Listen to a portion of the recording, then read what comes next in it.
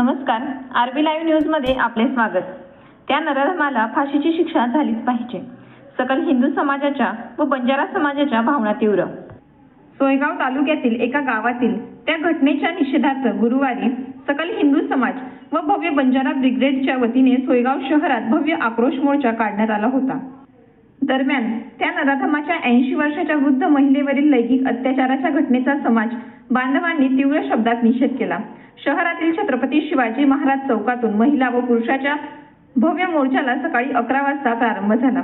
शहरातील काही भागातून मोर्चा बस स्थानक मार्गाने दुपारी 1 वाजता तहसीलवर धडकला। या ठिकाणी मोर्चाचे भव्य सभेत रूपांतर झाले।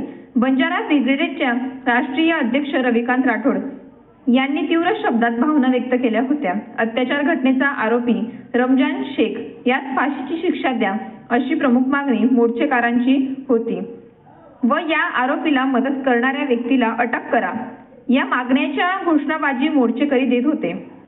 चौकट मोर्चातील मागण्या। या आक्रोश मोर्चात दिलेल्या निवेदनात या अत्याचाराच्या घटनेची सखोल चौकशी करून आरोपीला मदत करणाऱ्या व्यक्तीला सह आरोपी करा, हे प्रकरण अतिजलद न्यायालयात चालवा, पीडित महिलेला पोलीस संरक्षण देऊन 20 लाख रुपये शासकीय मदत द्या यासह विविध मागण्यांचे निवेदन तहसीलदार मनीषा मेने यांना महिलांनी दिले।